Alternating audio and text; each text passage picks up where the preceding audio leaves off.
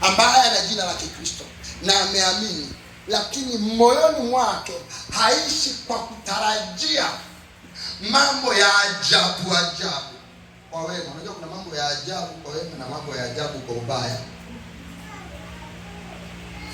Unapaswa uishi maisha yako. Nisikilize, ninapenda unavyofanya kazi, umeajiriwa, ninapenda unavyofanya biashara, lakini katika biashara yako, katika kazi yako, usitegemee biashara au kazi hiyo.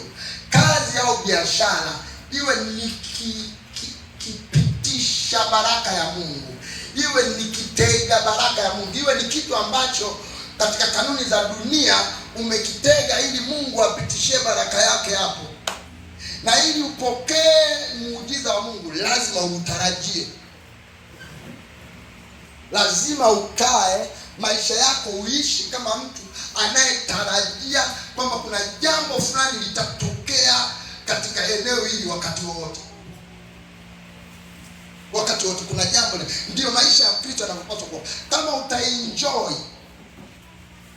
kuwa Mkristo, kuwa mtu aliyemwamini Yesu kweli, unatakiwa akili yako isitazame vinavyoonekana, itarajie vitu ambavyo vinaonekana.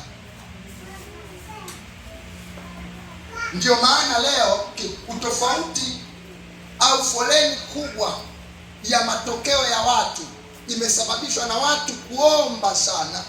Wakristo ni wazuri katika kuomba, lakini sio wazuri katika kutarajia majibu yao, katika kutarajia mambo aliyoyaomba, kutazamia na kuwa makini katika kutazamia. Na lengo leo la kukuvisha fikra ya mtu anayetarajia kuishi kwako, kuenenda kwako, hasa katika yale mambo unayomwamini Mungu. Kaa katika hali ya kuyatarajia. Umeomba kwa sababu katika uwezo wako, katika binadamu hayawezekani. Kwa hiyo unayatarajia kutoka kwa nani? Kwa Mungu. Kutarajia ni kitu kinapaswa kuwa kiendelevu. Mtu anayemwamini Mungu kwa ajili ya biashara. Kwa mfano hapa nimeomba kwa ajili ya watu kuinuka katika mitaji yao, kuinuka katika biashara zao, faida zao kuongezeka, wateja wao kuongezeka. Tumeomba. Jambo hilo linaweza likazuiwa kwa mzembe mmoja aliyekaa katika duka lake na amejawa na majonzi. Jamani, kausha damu anakuja kesho. Sio atanikausha wala. Ndio anayoyatarajia haya. Sasa kwa matamko haya ya maneno ya Mungu, mimi ninakushauri mtu wa Mungu, wewe una heri sana kwa hapa DOC, kwa sababu kuna vitu unaviona wewe kwa macho yako vinatokea. Mungu anakuonyesha ishara kwa kadri anavyoweza kwamba kuna nguvu za Mungu angalau katika matamshi ya huyu mtu. Kwa hiyo akitamka, ninaposema pepo toka na akatoka, ni kinywa hicho ninakitumia kusema tarajia baraka. Kuna jambo litatokea kwenye biashara yako, itainuka, mtaji wako utaongezeka, wateja wataongezeka. Wewe unao wajibu, ukikaa katika eneo la biashara yako, utazamie. Ni kila mtu anayekuja unamuona kama mteja yani. Huyu ndio yule mchungaji amesema nini? Ndio huyu hapa, na sio huyu. Ndio huyu hapa. Ndio huyu hapa. Mtu anayetarajia hata simu yake ikiita, wazo la kwanza sio mwenye nyumba anadai kodi. Wazo la kwanza ni muamala ndio umesoma. Unajua, kwa sababu miujiza inaweza ikaja kutoka mahali usipopategemea. Ni neno limetamkwa na wewe tu unasubiri litatokeaje. Uko excited, unasubiri. Nimewahi kwenda kusubiri mgeni airport, nimewahi kwenda kumsubiri mke wangu airport. Na nitumie mfano mzuri zaidi. Kwa hiyo mlango ule, kama umewahi kukaa pale, mlango wakifungua, akitoka anaona ile dada amefunga, sio bwana, lakini mimi ndio huu. Ana mwingine anakuja ndio sio bwana. Sio, lakini nimekaa pale na cheki, yani nataka mimi ndio niwe mtu wa kwanza kumkumbatia akija, kwa sababu ni mke wangu. Sasa ndio mimi nataka niwe wa kwanza, nione kwanza. Natarajia anakuja, natarajia kumpokea. Ni matarajio ya uhakika. Ameniambia tumesha land, niko mjini tayari, ndio na check out hapa. Kwa hiyo mimi niko mlangoni pale, niko mlangoni. Ndio unavyopaswa kutarajia, ndivyo unavyopaswa kutarajia. Sasa watu wengi wako hivyo, wanaomba, wanatamkiwa maneno, na maneno yale yanakuwa tu ni kama yameingia sikio moja, yametokea sikio lingine. Leo nataka nikufundishe kitu kidogo. Miujiza leo, fikra, nisikilize vizuri. Utarajio wa muujiza, matarajio ya muujiza yana chanzo. Yana nini? Yana chanzo. Chanzo chake mara nyingi ni neno lililotamkwa.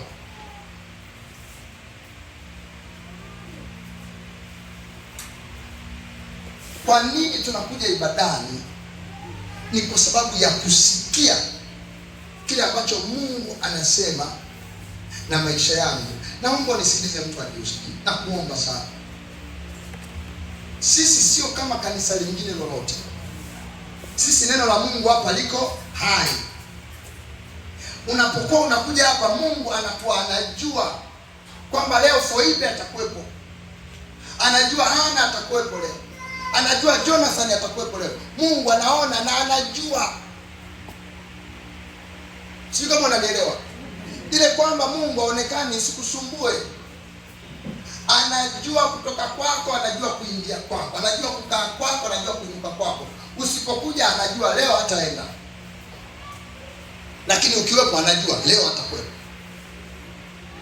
Mwambie jirani yako, Mungu anajua kwamba uko hapa leo, kwamba uko hapa leo, na uko hapa kwa sababu anajua utakuwepo. Tunaenda pamoja? Sio bahati mbaya kwamba wewe uko hapa.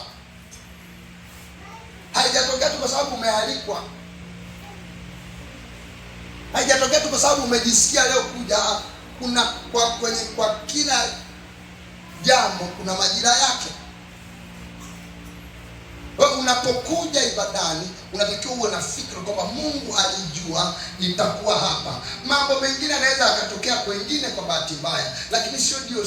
Hatusemi hivyo kwa kujigamba. Tunasema hivyo kwa sababu tuko hapa kumuomba Mungu karibu kila siku. Mungu gani wasisikia? Amekuwa Baali, Mungu Baali. Ndio wale manabii wa Baali walijikata. Katika kitabu cha Wafalme wa Kwanza ndani sura 17. Elia Mtishbi alichoshwa na kebeli ya Waisraeli ya kuabudu Mungu Baali, iliyosababishwa na Ahabu mfalme na mke wake Yezebeli.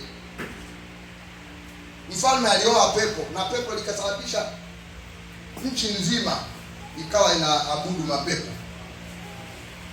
Elia akakataa, akaona hii sio sawa, akawafungia mvua haijanyesha miaka 3.